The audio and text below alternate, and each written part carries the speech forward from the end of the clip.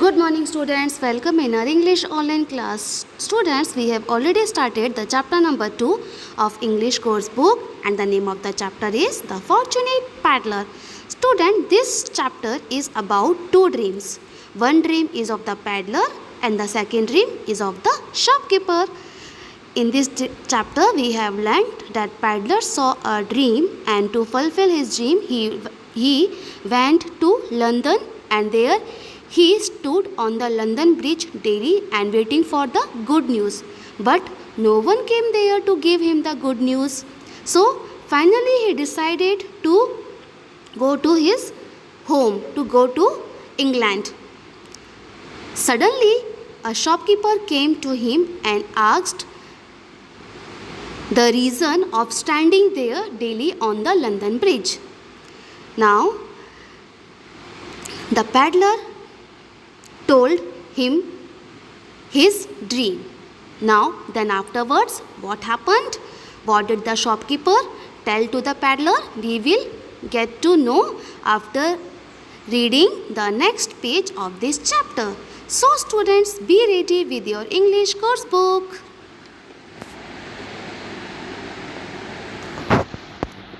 So, never believe in dreams, he said. Now students, who is he here? The shopkeeper. The shopkeeper said this line to the peddler, never believe in dreams. Why? Why did he say this line to the peddler? I too keep having a dream.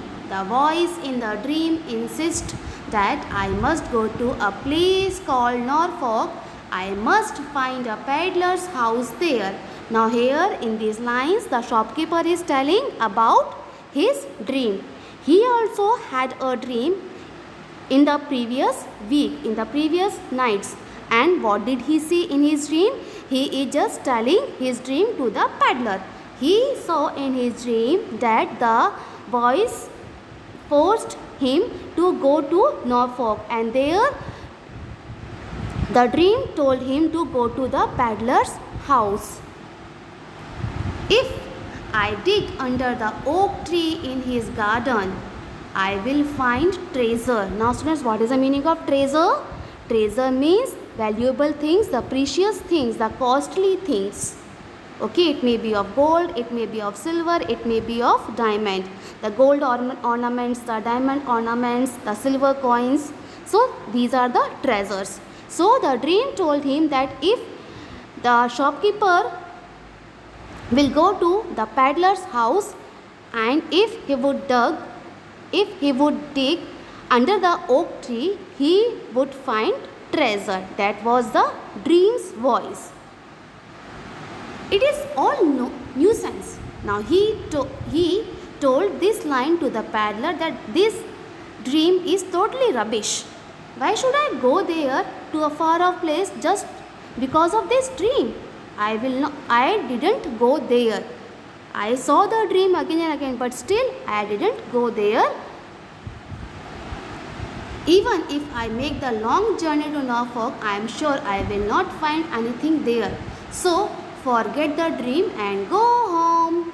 So the shopkeeper said this to the peddler that you are just wasting your time here and wasting your money. It's better to go to your home. But he didn't know, the shopkeeper didn't know that from where the peddler came. And he didn't know this thing that the person was the peddler. The same peddler of which he saw a dream. Of the same peddler's house. So, on hearing this, the peddler hurried home to Norfolk. He went to his garden and now when he heard the shopkeeper's dream, now he got a good news. The shopkeeper was the person who gave him the good news. Now, as per the dream and as per the shopkeeper's word, now he went to his home. And then afterwards he went to his garden. As per the shopkeeper's saying, he started digging under the oak tree. He soon found a chest full of gold coins. You can see here student. Now when he When he started to dig under the oak tree, he found a box of gold coins, a strong box, a large box of gold coins.